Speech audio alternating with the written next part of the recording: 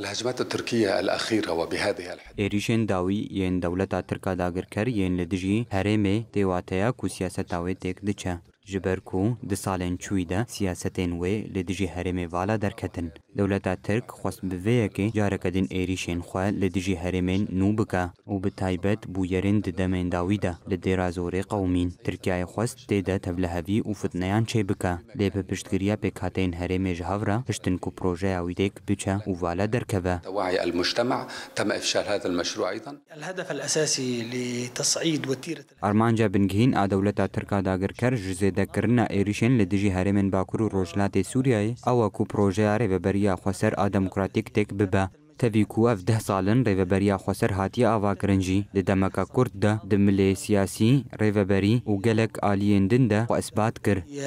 لا يتجاوز 10 سنوات.